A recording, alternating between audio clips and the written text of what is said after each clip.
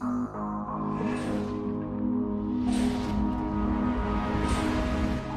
universe is still a place of mystery and wonder.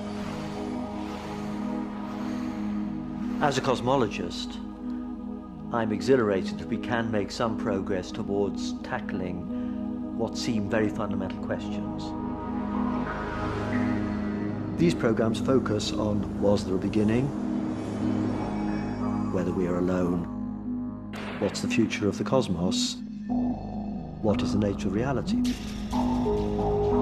With each advance, new questions come into sharper focus. The key issue is what we still don't know.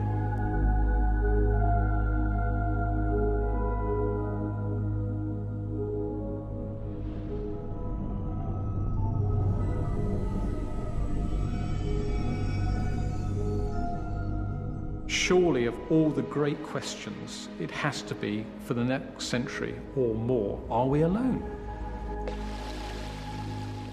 How could you help but wonder whether you're alone? In fact, at the moment, what we're doing is sitting here waiting for them to contact us. And maybe everybody's just waiting around waiting. They're all doing this. It's preposterous to think that we're the only ones. If there really is a lot of intelligence out there, why is it we don't see it? Why isn't it obvious to us that it's out there?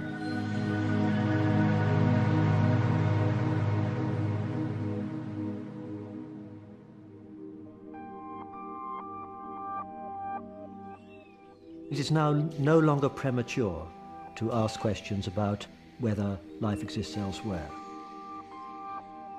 Until recently, we had no idea how likely it was that there were other planets like the Earth. We had no idea about whether they would have life on them.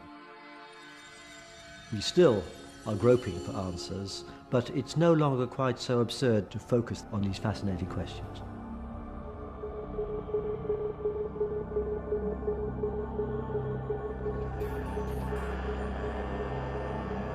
For 40 years, searching for extraterrestrial intelligence has meant radio telescopes scanning the heavens for a signal sent to us from an alien planet.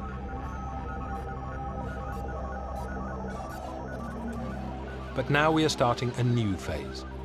Instead of passively waiting, hoping to pick up a signal from them, we are now actively looking for them, for the planets where life might exist. Some people believe the universe is teeming with life, even life like us or more advanced than humanity. Some people believe that Earth is essentially unique, the only place. We here on Earth may be in a unique environment, or there could be biospheres like ours spread through the galaxy and far beyond.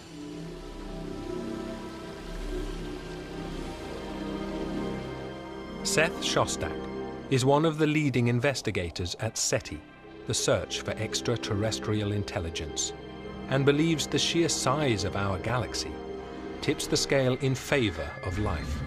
An enormous number of stars. There are 10,000 billion stars that we can see with our telescopes. That's a big number.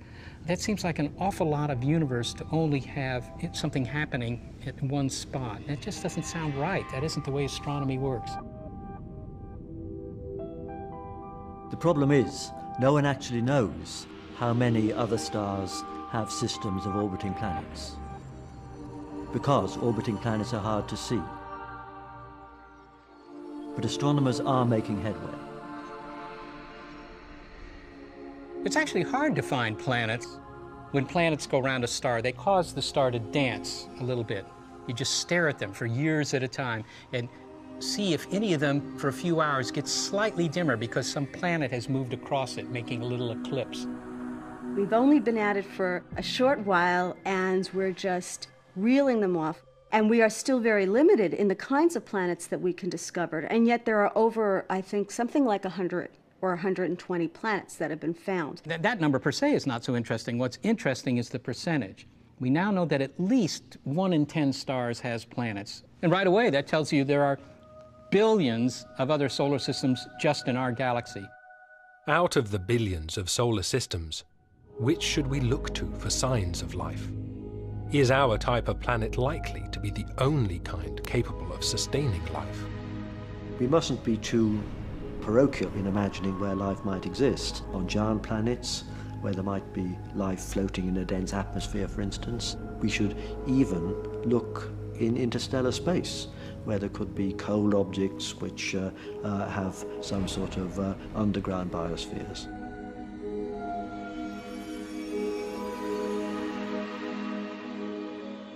But the only place where we know life has evolved, of course, is here on Earth. It makes sense to look at planets which we feel might have resembled the young Earth, because there, in principle, the same processes could have happened which we believe happened here on Earth.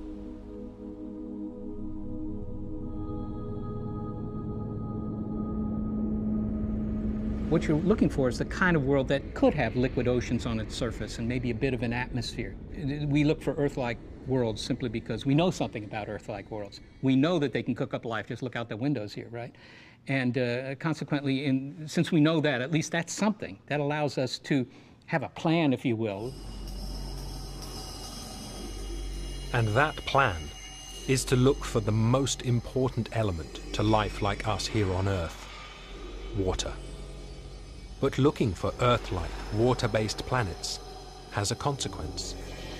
Some scientists believe that planets that retain liquid water may turn out to be a rare breed. Keeping water on a planet is a dicey proposition. There's a large number of geological reasons that planets lose this ability to keep liquid water. And that's what a lot of people who are in the astrobiology game, especially the astronomers, don't get. The ability to keep water is a temperature phenomenon, and it relates directly to the distance from the sun. Too far away, it freezes. Look at Mars. Too close to the sun, it boils away. Let's look at Venus. It is a Goldilocks sense. You have to be just right if you are to maintain liquid water over time. Which means that of all the other solar systems out there, only those with a planet at the right distance from its parent star, so that water stays liquid, will do. But others believe that even those may not be so rare. The range of orbits in which water would neither be frozen all the time or boiled away is, for a star like the Sun, it's not so narrow. It runs from maybe just beyond Venus to just inside Mars. So the chances that some planet in the solar system would be in that, what they call a habitable zone, are not minuscule.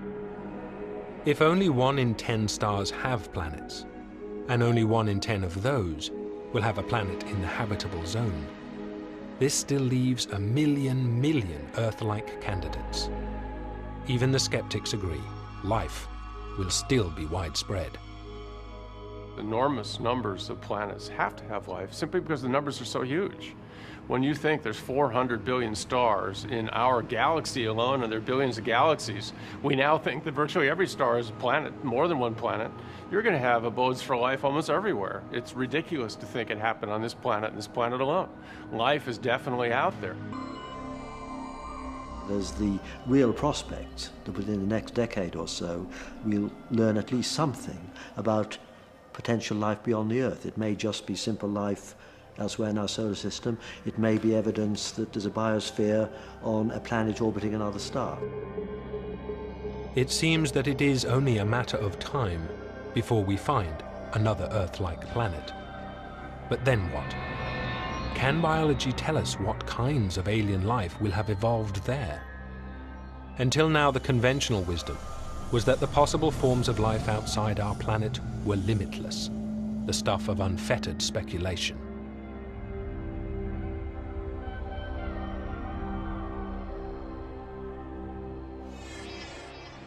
Science fiction writers who actually bother to get the science right worry enormously about the physical science. They get the planetary orbits carefully calculated. They really try and get the physics right, you know, apart from the warp drive or the extra gadget they've thrown in. Yeah. But then when it comes to the biology, they suddenly act as if it's not a real science, and you can make biology up as you go along.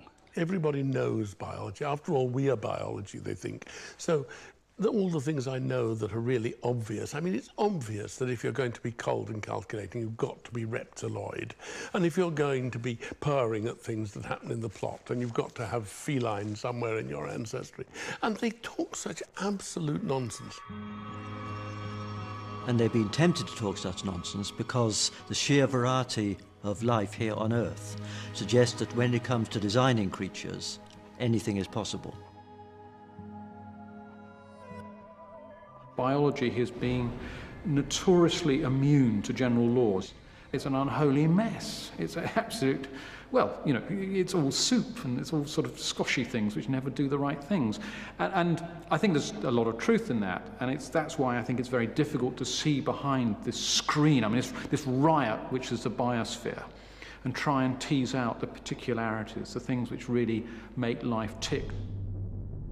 In one sense, we do know what makes life tick. It's evolution. The problem is that evolution doesn't seem to obey any rules. From giraffes to kangaroos, creation seems to be a free-for-all. If biologists could find some underlying pattern in natural selection and evolution, if they could find some rules which governed it and constrained it, then we might have a clearer idea how likely it is that simple life will evolve into greater variety, perhaps even greater complexity. Some people are at least starting to think about whether there could be basic underlying rules governing what has happened in the Darwinian process on Earth. Somehow there's this view that each species is somehow the result of some almost drunken, random walk. Evolution is like this famous phrase, the blind watchmaker, just with no purpose. It is just, there's some tinkering going on, and then it produces some new species, and then you move over here that tinkers and it makes another species. Evolution is meant to be a free-ranging process. It's not meant to have destinations. And in one sense, that must be true. There's no way that evolution can imagine what should happen next. It is, in one sense, a blind process. Professional biology says, oh, well, if we ran evolution again on this planet, so different will be every mutation, so different will be every chance and choice that organisms have, that we would have a wholly different spread of creatures. And if there were no rules or patterns we could extract from evolution on Earth, then how could we possibly predict what this seemingly random process might create on other planets? But some scientists do now think there are patterns and rules underlying evolution that will help us to predict alien designs for life. I believe that it's not just theory. There are lots and lots of new kinds of evidence that can be deployed about how life evolved on Earth, and perhaps even about how life might have evolved elsewhere. There are a set of universal principles governing the function, structure, and organization of much of life. We believe maybe almost all of life. These laws are not some diabolic accident that occurred in the random process of evolution. Quite the contrary, they form part of the landscape upon which evolution has taken place. So it sort of turns everything around. Instead of stumbling aimlessly across a featureless terrain of possibility, perhaps evolution is following the contours of an invisible landscape, a landscape that channels creature design. If indeed there's an invisible landscape, then perhaps that invisible landscape is a universal. It's not just on this planet, it's on all planets. And if that was true, then that might begin to suggest that we have, if you like, rules of engagement which allow us to predict what evolution will throw up almost anywhere. And that's a really important shift, I think, in thinking.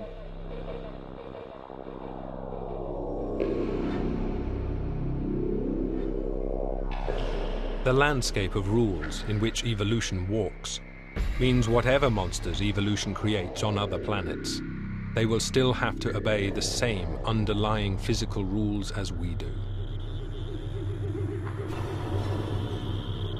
So-called scaling laws, for instance. tell us that on any planet with an Earth-like gravity, we will never be confronted by giant horse-sized spiders. And it isn't just size. There are a host of curiously interrelated laws. If you look, and there must be 50 or more of these such laws, one of the most curious is to do with lifespan. No matter whether you're a tiny shrew, which fits on the palm of my hand, or a whale, which is bigger than the size of this room, in your lifetime you have, roughly speaking, the same number of heartbeats. So that a shrew lives a year or so with an extraordinarily fast heart rate, and a whale lives for maybe well over 100 years with a very slow heart rate, but they seem to have, roughly speaking, the same number of heartbeats, and that's about 1.5 billion. So evolution isn't as entirely random and freewheeling as once thought. But Simon Conway Morris has gone much further, claiming that evolution is far more constrained than ever imagined. He has noticed recurring patterns within the biology of the living world itself, which even the constraints of the scaling laws on their own cannot explain. For instance, if you want to have an eye, then you've got to have some mechanism of bringing the light, preferably through a lens, onto a sensory patch. That's what we call a retina. Now, in fact, there are perhaps 40 or 50 different ways of making an eye. And if I go for a walk in the countryside and I see a fly, the fly is seeing me through what's called a compound eye. That's lots and lots of lenses all stuck together. And of course, there are other sorts of eyes which are rarer. Some, for instance, are designed like a sort of telescope. Some use mirrors, all those sorts of things. But they're, if you like, sort of, you know, they're small experiments. But if you go almost anywhere on the planet, you're going to find somebody looking at you through either a camera eye or a compound eye. And we know that the camera eye has evolved independently 5, 6, 7 times, and a compound eye has evolved at least 4 times independently. So again and again, evolution rediscovers the same solution. There is no reason why an octopus should have eyes similar to humans. We have evolved quite separately for 500 million years, and our common ancestor was blind. Yet our random evolution and theirs have both converged on the same design of eye. Even more remarkable, they have even made use of the same chemical building blocks. The beauty of this story is it employs a very specific sort of protein. It's called crystallins. That the crystallins, first of all, they evolved billions of years before there were any eyes. They've been recruited, they've been brought on board. And they originally evolved to protect bacteria, for example, from sudden insult. But the trick is that if we look at other eyes in other animals, like a squid or a lizard, they also use crystallins, but the crystallins have completely different origins. So crystallins, and there are probably 20, 25 different sorts, each one has been employed separately, but they all do exactly the same thing. So the net result, I think, is that eyes are inevitable. They must evolve. I think that wherever you go, to any distant remote planet, you open the hatch and somebody will be looking back at you through the eyes.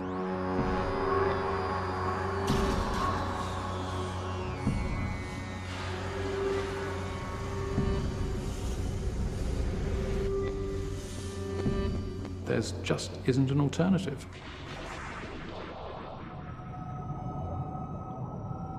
It's not just eyes. Biology is littered with examples of what's called convergence, where evolution invents the same solution over and over. Things that have happened many times this time round, like photosynthesis and flight and fur and sex and eyes and coming out on the land. All these things have happened in many different lineages.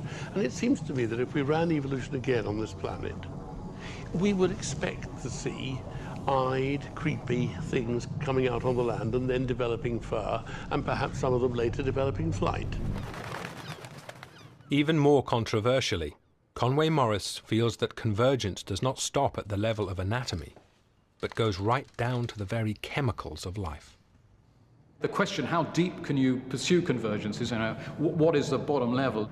One possibility is actually There are certain chemicals, I mean chlorophyll, the chemical used, the molecule used for photosynthesis by plants, that probably is a unique solution. And there are things which can deal with light, but they don't work like chlorophyll, and I suspect that's the solution. There isn't another one.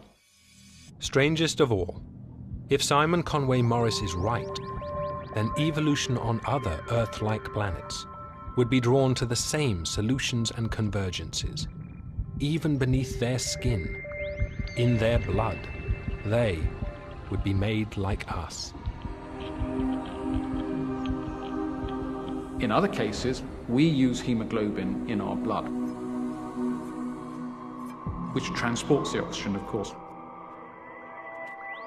There are plants, legumes, for instance, which also have hemoglobin. But it's quite likely that the hemoglobin that plant uses has evolved independently from the hemoglobin which we use.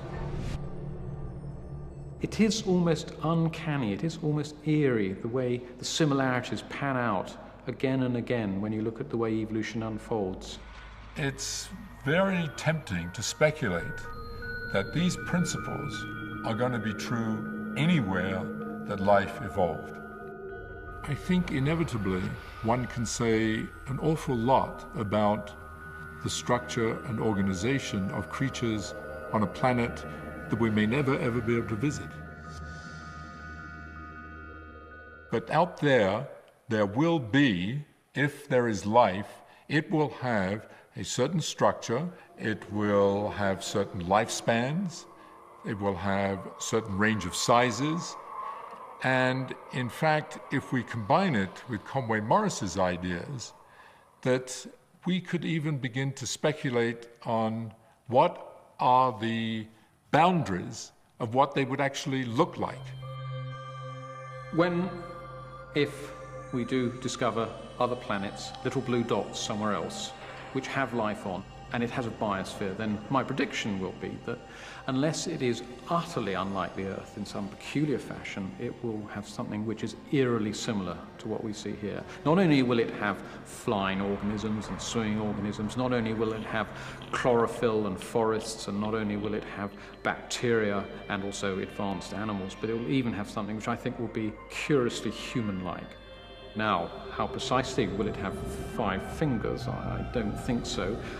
It's difficult to think it won't have some sort of head. It seems the nervous system is a jolly good invention.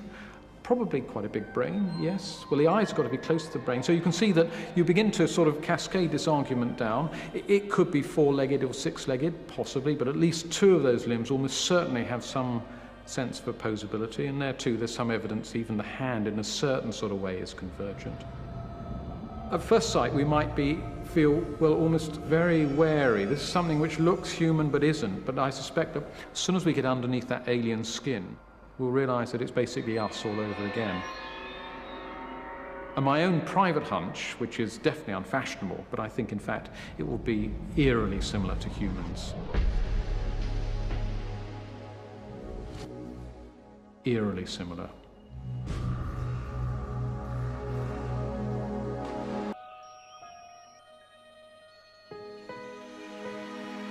If there really are millions and millions of planetary systems in our galaxy, then almost certainly there'll be some planets which are basically like the Earth. But of course, even then, we don't know how likely it is that life's going to get started. We only have one example to go by. But in the case of our own planet, it seems that life took hold with exceptional haste.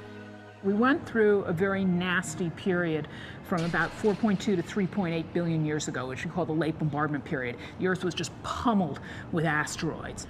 And when this period started to tail off and ended, life seems to have appeared in the fossil record almost instantaneously. Certainly a very good argument that life started on this planet almost as soon as it could have. And this is, to me, is an extremely telling point. Either we were just the luckiest place in the world, or it's not that hard to do. There was life really quickly. It appeared fast. And that suggests that, this is an easy process, and it's going to happen in a lot of places. In one sense, our planet is not exceptional. The Earth is constructed of the same 92 elements as every other planet in the universe. But was our Earth somehow uniquely hospitable to what is otherwise a fantastically unlikely and difficult transition from chemistry to life? If so, life may still have never made it on other planets. Well, there is a possibility that life is that difficult to start, that on a planetary surface the size of Earth, it only began once by some immensely random event that just was extremely improbable. That's one possibility.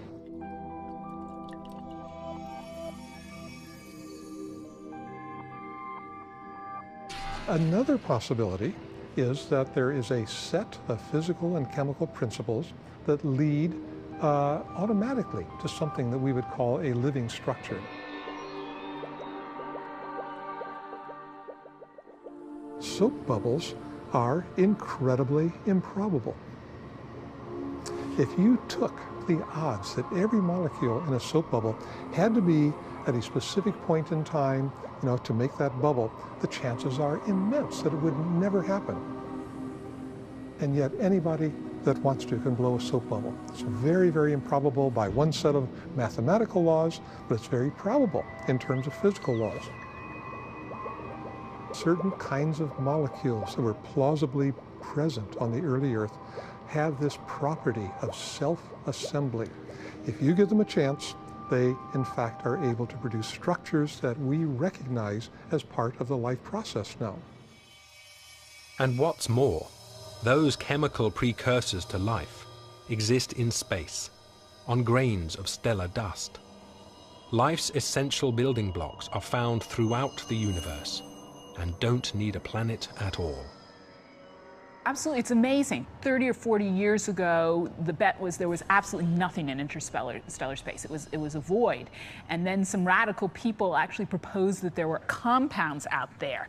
And furthermore, they're organic compounds. And I think this was treated as something very radical and sort of crazy. And now those have been found. And again, to me, what is fascinating is that there's a big overlap between these compounds that are found in interstellar space and what you would find if we took an earthworm on the Earth and ground it up. Things like amino acids and the components that go into making nucleic acids, things like DNA, which really defines life on Earth. That these are just made naturally in space. Every time you make a bunch of planets, you probably make this stuff, and it rains down on those planets. So in a sense, you may have already gotten the chemistry going for life. There's every reason to suspect that the same basic chemicals that we find on Earth and which are the precursors of life may exist on other planets. Once those chemicals are in the environment of a planet, then there's the possibility that they'll react faster. So the key question is getting from those chemicals to something that we call alive.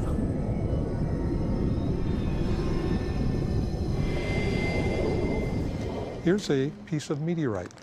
This fell in Murchison, Australia, about 30 years ago. It's called the Murchison meteorite. Now, this meteorite never saw anything alive, and yet it's got amino acids in it. We find fatty acids. We find a few of the bases that we find in DNA.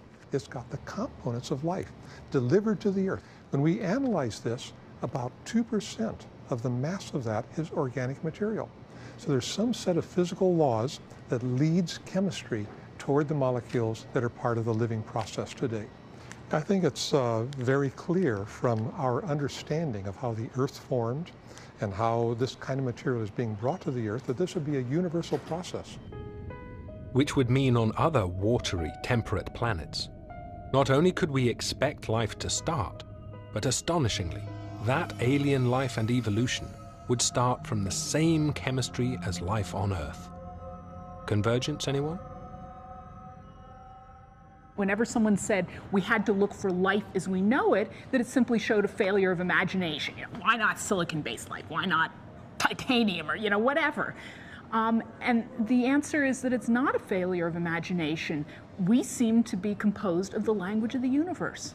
Of course, the only way to test this theory, that they would be built and would look like us, would be to find life on another planet. And we may need to look no further than Mars for the proof. It'd be truly profound if we discovered life on a neighboring planet.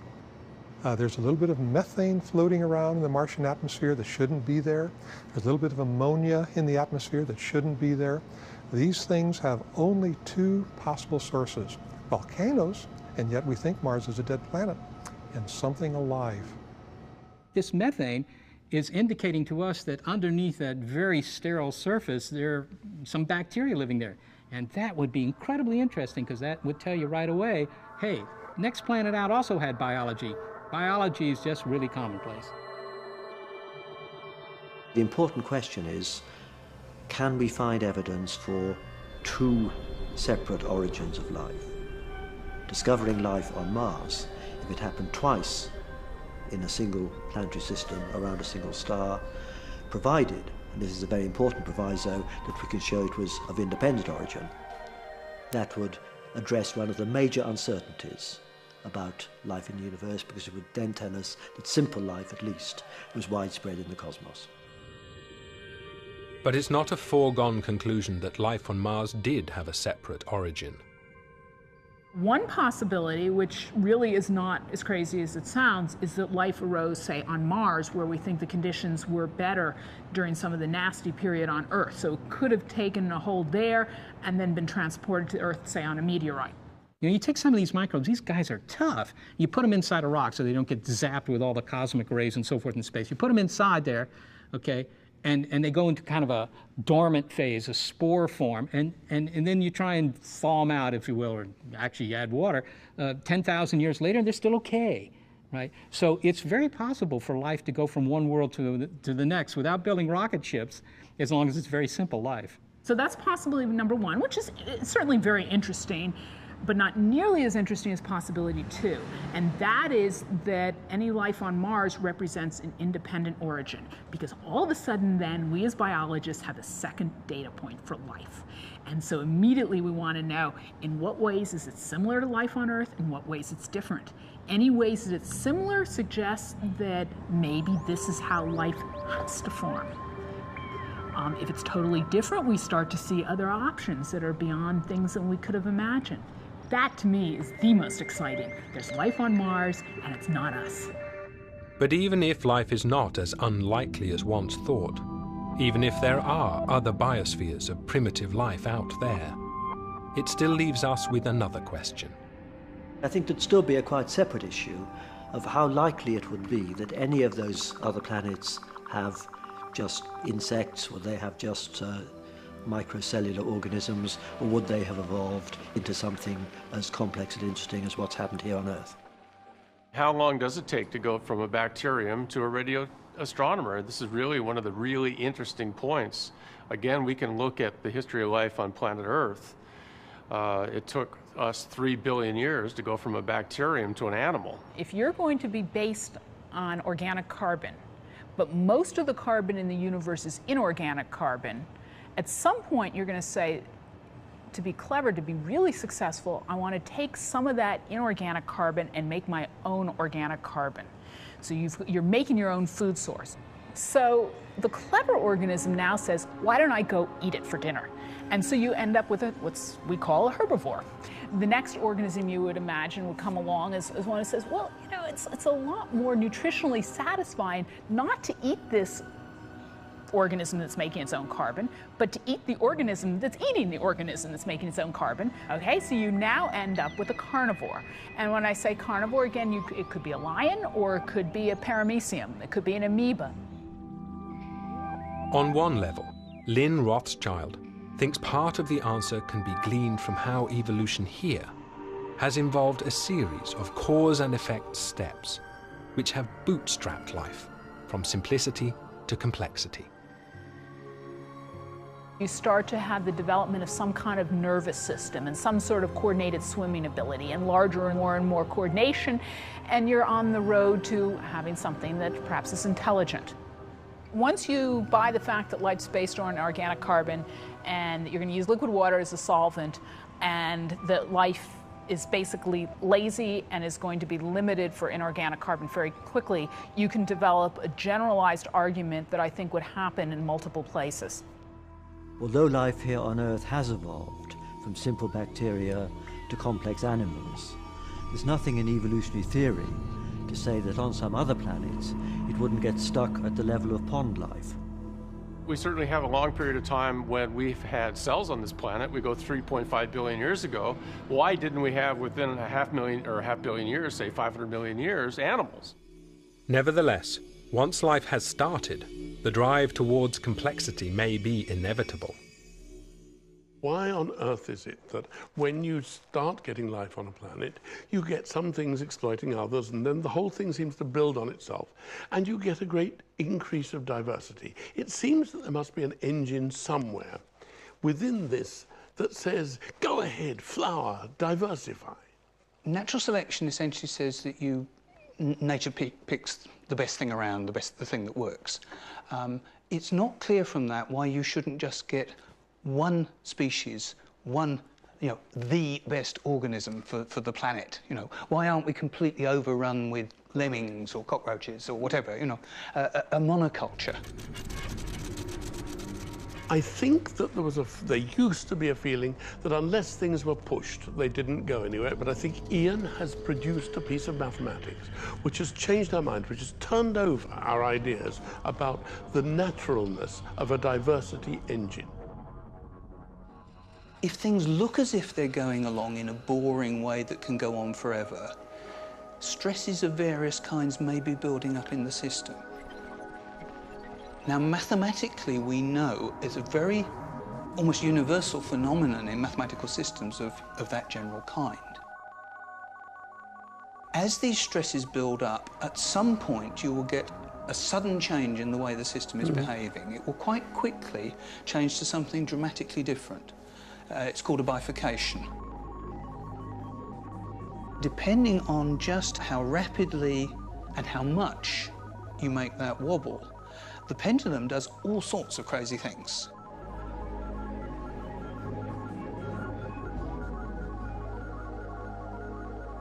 The system passes some threshold and it clicks into a new state. It can suddenly switch from one frequency of swinging to a totally different frequency of swinging, for example. It can go chaotic.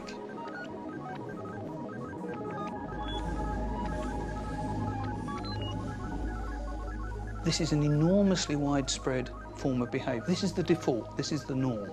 This is not the surprise. And this is natural, this is what the world is like. This is how the world works. This is not a surprise. This is the default. This is what you should expect. These phenomena are universals. They are things that are going in general terms to happen anywhere they can happen. If there's a distant planet, if it's got the kind of chemistry that can produce life forms, if the life forms get going, unless something strange happens to stop them, they are going to go through this evolutionary process which will push, and they'll push each other. The diversity engine will push them apart. That's a mathematical universal. There will be a richer and richer ecosystem, and it will evolve faster and faster. It will either hit the buffers and crash, or it will keep going, and some of them surely are going to go right through to intelligent creatures and very intelligent creatures. So we now think life will get started, and may even be driven to evolve complexity. But is advanced intelligence an inevitable product? Even if natural selection leads to a complex variety of life, then I would have thought it's still an open question whether any of that complex life displays what we call intelligence or not. People have repeatedly said, whatever happens out there, it will not be intelligence. Intelligence is an evolutionary fluke. It's a one-off. But now we know that can't be correct. Why? Simple, because intelligence has evolved multiple times.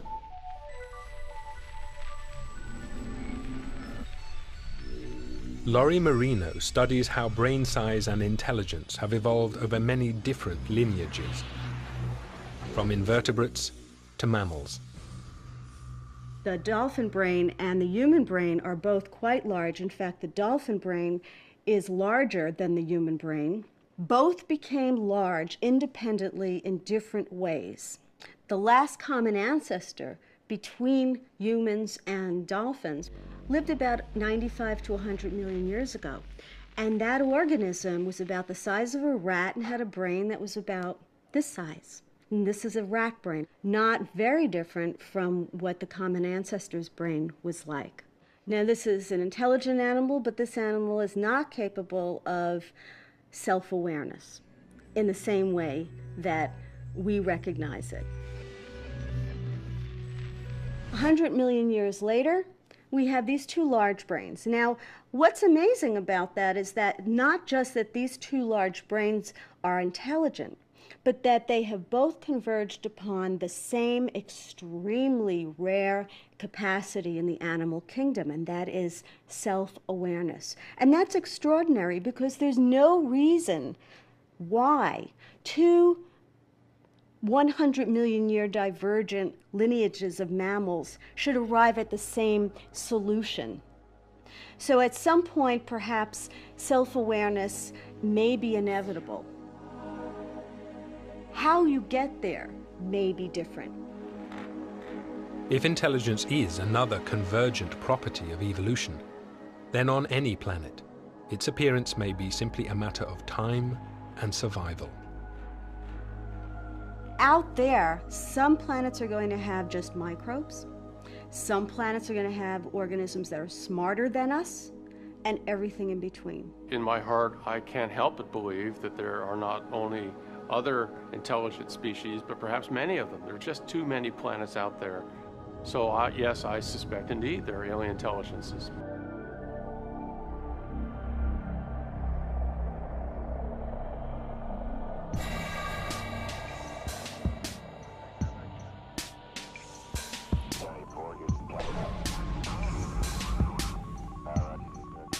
Life started almost as soon as it could. It just isn't an alternative. There's some tinkering going on. It's preposterous to think that we're the only ones. I can't help but believe that there are other intelligent species, but perhaps many. Self-awareness may be inevitable. Curiously human life, which is eerily similar.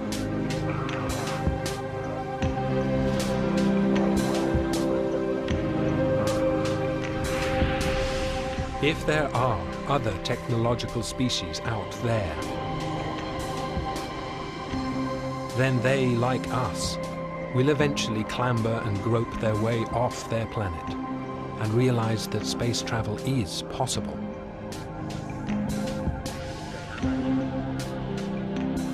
But on their way down from that high, they will ask themselves the same question we did. If space travel is possible, and if our evolution can't be unique, then where is everyone? We know from astronomy that there are some stars rather like the Sun, but 2 or 3 billion years older.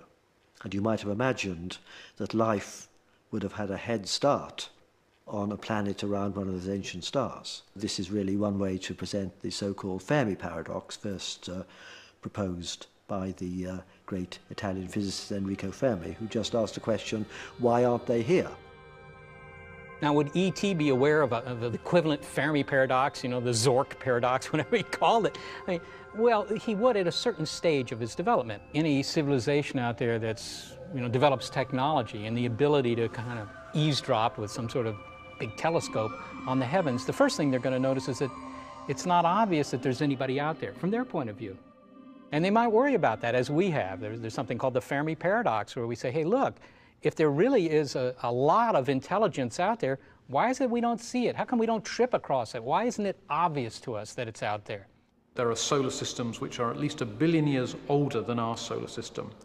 They've got a 1 billion-year head start in the race towards intelligence.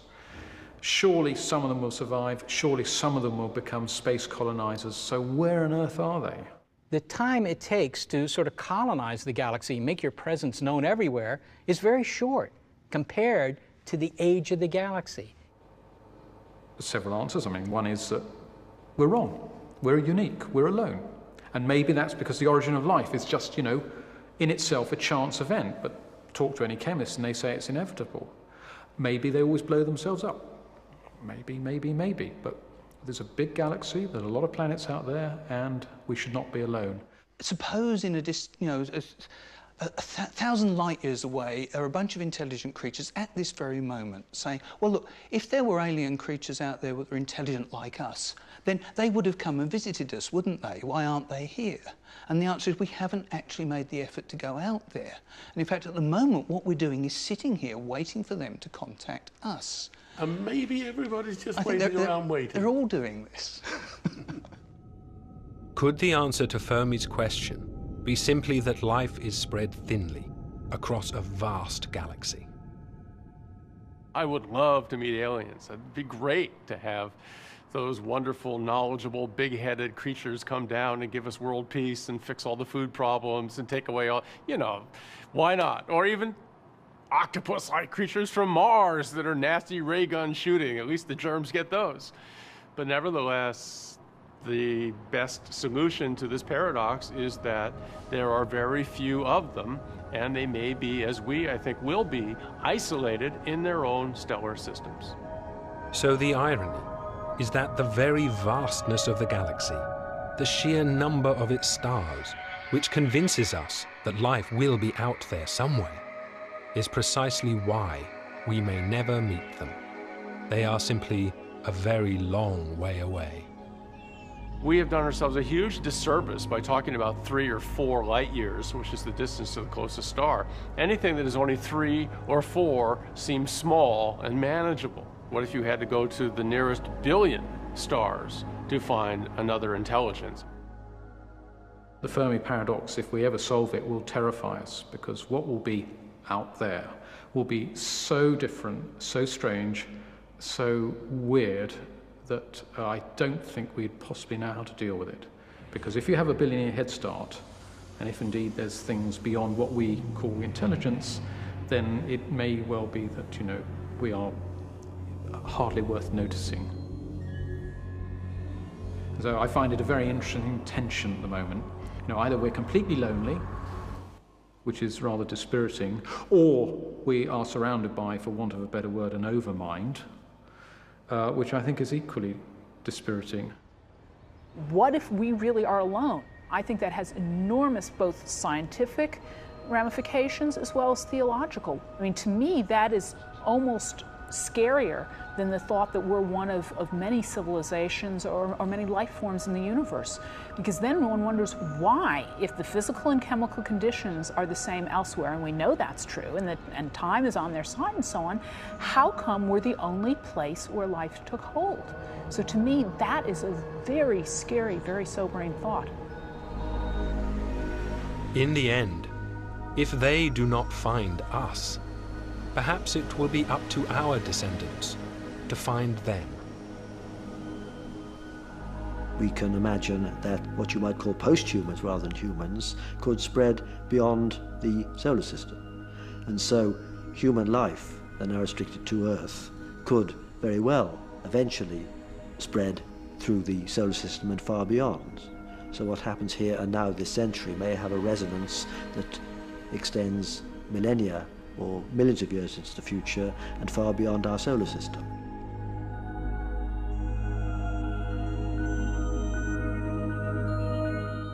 Questioning the meaning of life, Why Are We Here? Next Sunday at 8.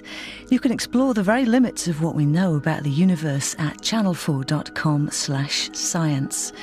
Coming up, adultery, murder and a conspiracy to protect the most powerful man in the world. You know what they say about absolute power. Clint Eastwood and Gene Hackman star in our Sunday movie. Next.